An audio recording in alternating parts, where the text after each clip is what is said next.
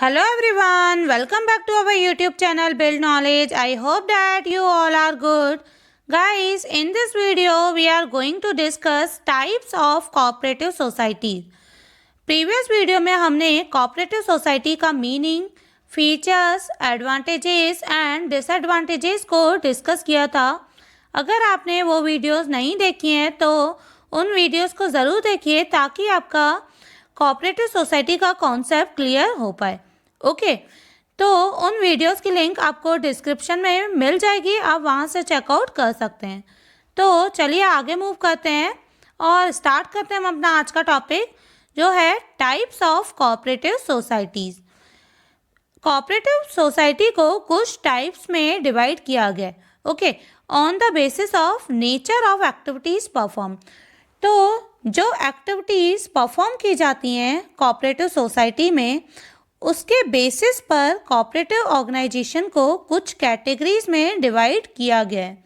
Okay, तो ये categories कौन सी हैं, चलिए देखते हैं। First one is consumer cooperative society, second producer cooperative society, next cooperative marketing society, fourth cooperative credit society, fifth cooperative farming society, sixth and last one is cooperative housing society. तो ये 6 types की कुछ cooperative society हैं जिनको हम detail में one by one discuss करेंगे। Okay, तो आज के वीडियो में हम कंज्यूमर कोऑपरेटिव सोसाइटी को डिटेल में डिस्कस करने वाले हैं।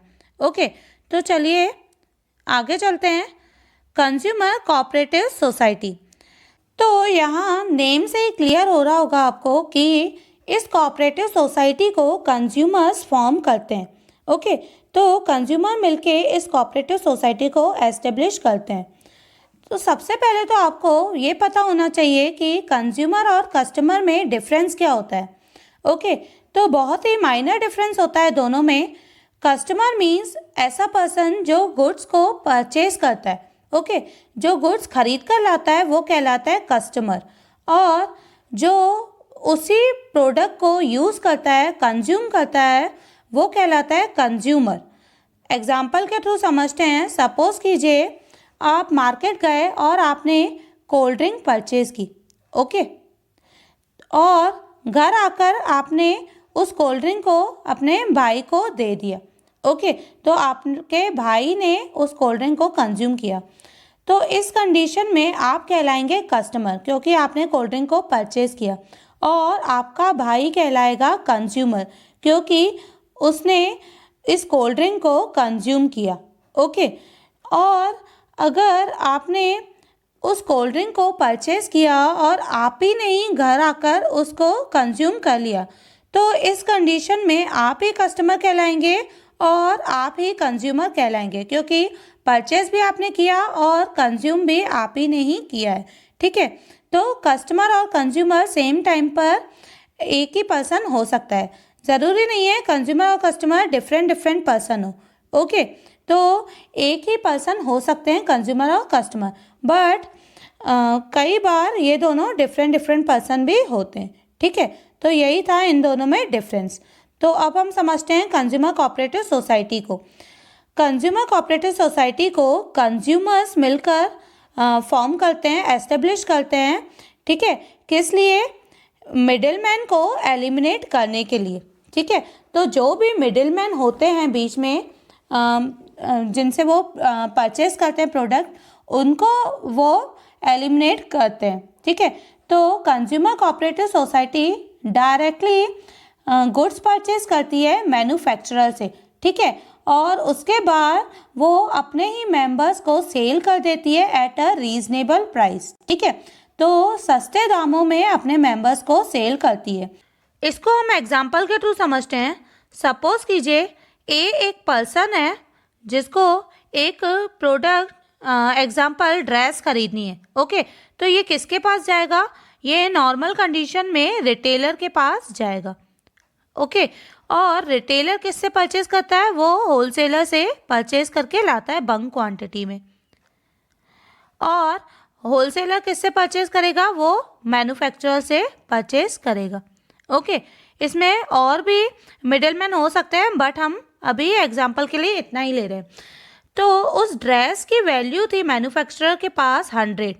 ओके, अब इसने अपना प्रॉफिट चार्ज करके होलसेलर को सेल किया 125 में, और होलसेलर ने रिटेलर को सेल किया अपना प्रॉफिट चार्ज करके 150 में।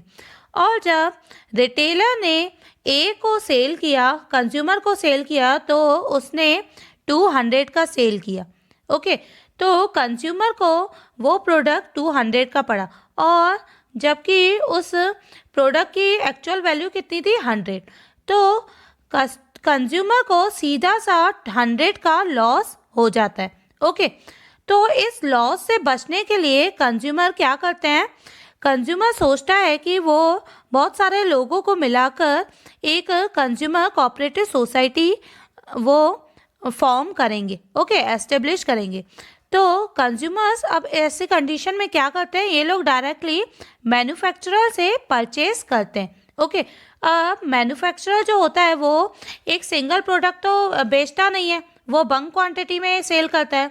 तो कोऑपरेटिव सोसाइटी में भी हमने डिस्कस किया था कि कोऑपरेटिव सोसाइटी को एस्टेब्लिश करने के लिए मिनिमम मेंबर्स 10 होने चाहिए। ओके, और मैक्सिमम की कोई लिमिट फिक्स नहीं है, मैक्सिमम मेंबर कितने भी हो सकते हैं।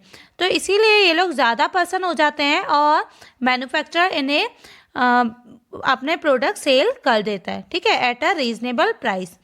तो इससे क्या हो जाता है, जो मिडलमैन होते हैं वो एलिमिनेट हो जाते हैं। ओके, इसीलिए इनको वो प्रोडक्ट रीजनेबल प्राइस में मिलते हैं। और जो प्रॉफिट होता है उस स्टोर में, कोऑपरेटिव सोसाइटी को जो प्रॉफिट होता है, ठीक है, तो वो कैसे डिवाइड होता है, तो ये हम पहले भी डिस्कस किए थे कि टोटल प्रॉफिट को 2 पार्ट्स में डिवाइड कर दिया जाता है, as a dividend and bonus.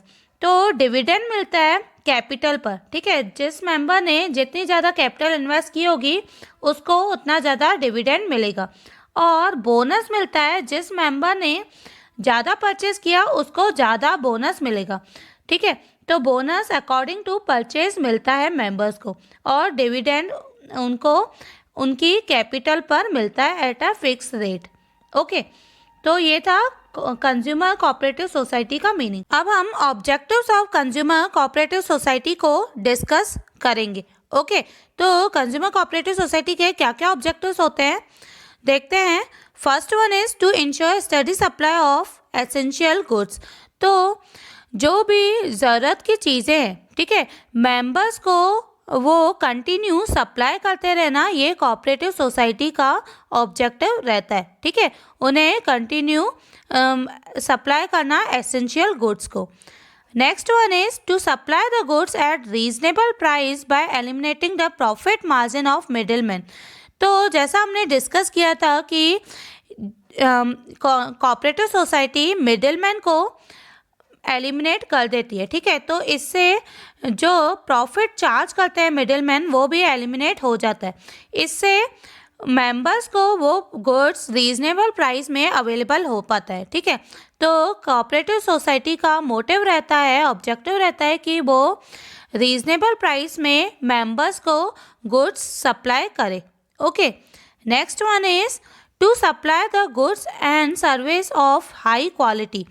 तो कोऑपरेटिव सोसाइटी में जो कंज्यूमर गुड्स परचेज करते हैं मैन्युफैक्चरर से, उसमें वो क्वालिटी में कॉम्प्रोमाइज़ नहीं करते, क्योंकि वो कंज्यूमर अपने ही मेंबर्स को सेल करते हैं और ये लोग खुद भी उस गुड्स को कंज्यूम करते हैं, ठीक है। तो इसीलिए ये लोग क्वालिटी में कोई भी कॉम्प्रोमाइज़ नहीं करते, क्योंकि ये लोग खुद भी कंज्यूम करते हैं, ठीक है।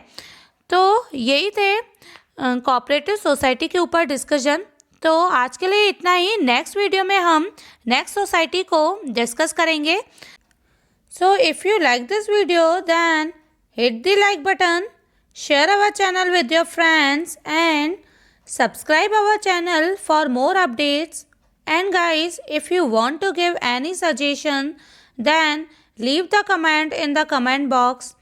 Thank you for watching this video and for your support.